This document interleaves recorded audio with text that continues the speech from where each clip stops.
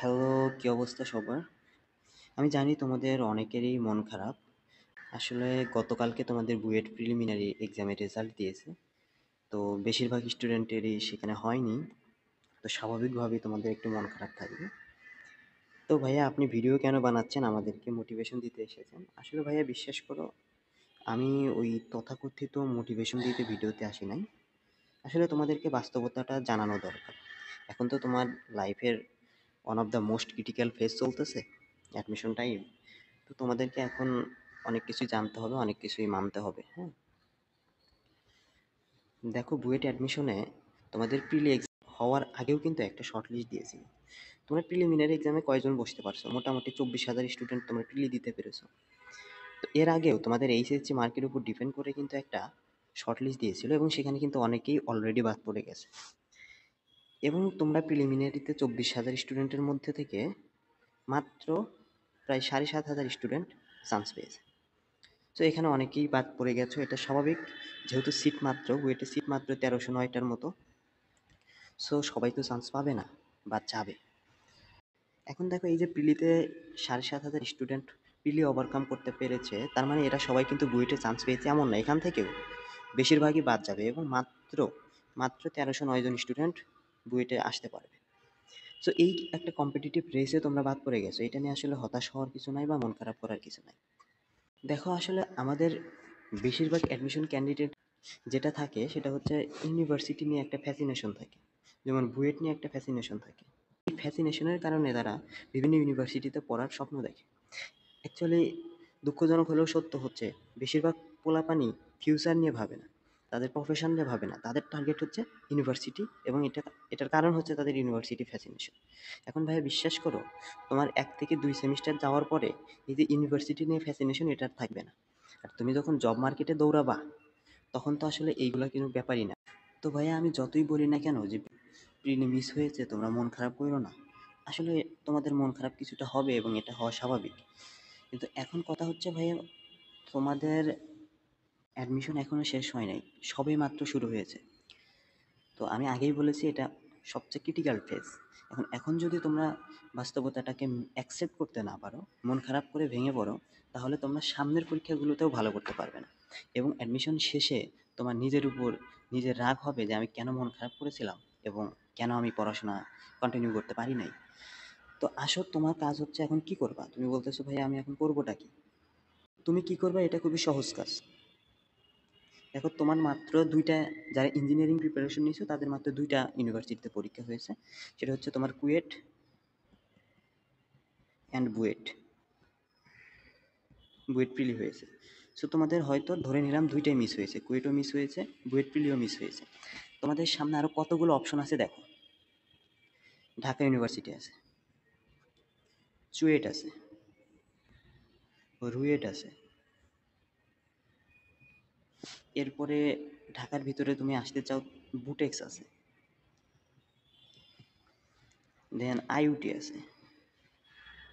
এরপরে দেখো তোমার সাস্ট আছে, খুবই ভালো ইউনিভার্সিটি। তো এইগুলা হচ্ছে আমি বললাম, আরও অনেক অপশন তো আছে।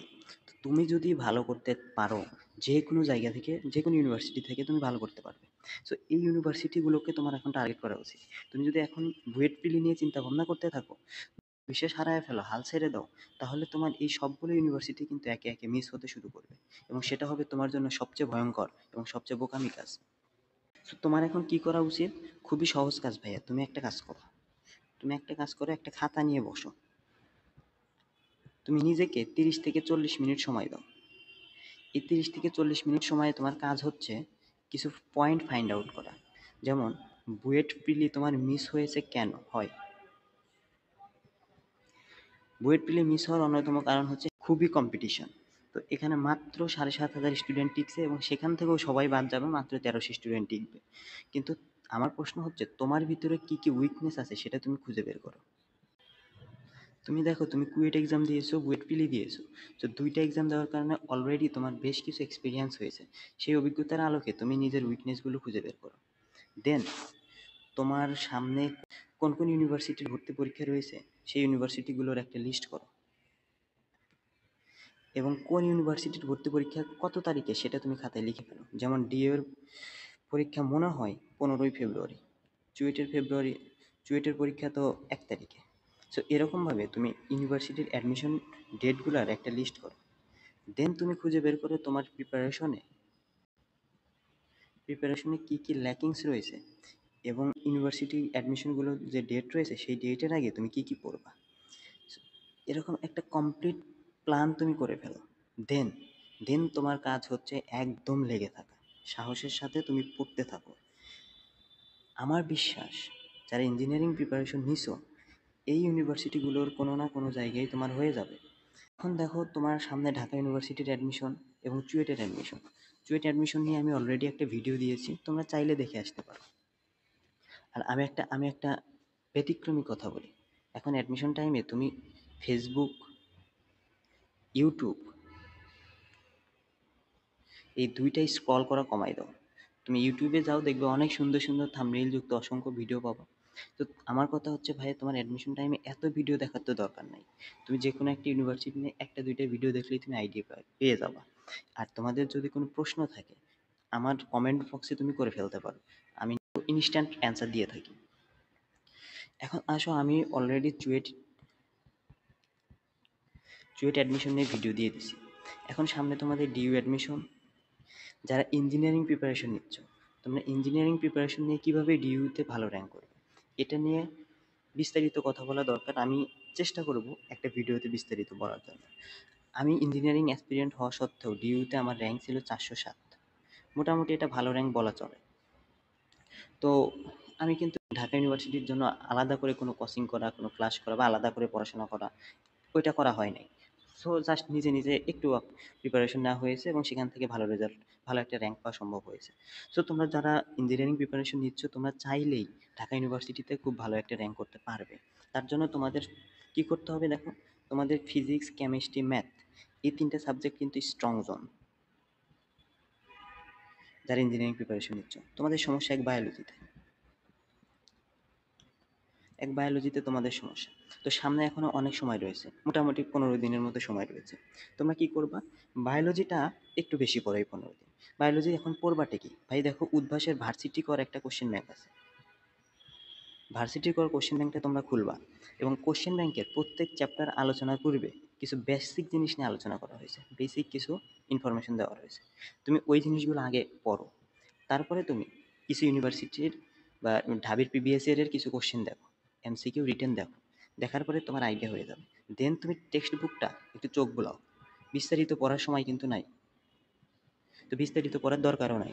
তুমি যদি এই যে ভার্সিটি কোশ্চেন ব্যাংকটা কমপ্লিট করতে পারো তাহলেই ঢাবির এই ইউনিটের প্রিপারেশন তোমার হয়ে যাবে। তো এই কোশ্চেন ব্যাংকটা কমপ্লিট করতেও অনেক সময় লাগবে। তো এই কোশ্চেন ব্যাংকে তুমি সামনের বেসিক জিনিসগুলো পড়ো এবং কিছু কিছু কোশ্চেন সলভ করো রিটেন এবং কিছু কিছু এমসিকিউ সলভ করো। দেন তুমি টেক্সট বুক থেকে ওই যে তুমি কিছু কোশ্চেন ব্যাংক কোশ্চেন সলভ করলা, সেখান থেকে আইডিয়া হবে যে কোথায় থেকে কীরকম প্রশ্ন হচ্ছে। সেই আইডিয়া অনুযায়ী তুমি টেক্সট বুকটাকে একটু চোখ বুলাও, তাহলে দেখবে তোমার বায়োলজি প্রিপারেশনটা হয়ে গেছে। আর রেগুলার মডেল টেস্ট দাও। কোথায় থেকে মডেল টেস্ট দিবা, ঢাকা ইউনিভার্সিটির স্ট্যান্ডার্ড কোনো মডেল টেস্ট বই যদি তোমার কাছে থাকে সেখান থেকে দিবা এবং ঢাবির প্রিভিয়াস ইয়ারের কোশ্চেন থেকে তুমি মডেল টেস্ট দিবা। প্রতিদিন একটা দুইটা করে মডেল টেস্ট দাও আর নিজের ল্যাকিংসগুলোকে তোমরা এর মধ্যে ফিল আপ করে ফেলো। তো এইভাবে তোমরা মোটামুটি এই যে বুয়েট পিলি না হওয়ার যে একটা ট্রমার মধ্যে পড়ে গেছো এটা থেকে বের হয়ে আসতে হবে। তাহলে ডেফিনেটলি তোমরা সামনের কোনো না কোনো ইউনিভার্সিটিতে চান্স পাবে। তোমরা যদি চাও যে ঢাকা ইউনিভার্সিটির অ্যাডমিশন নিয়ে একটা বিস্তারিত ভিডিও দরকার, তোমরা কমেন্টে জানাতে পারো, আমি চেষ্টা করব সেটা দেওয়ার জন্য। এবং তোমাদের মনে আরও কী কী প্রশ্ন রয়েছে তোমরা জানাতে পারো। So thank you so much.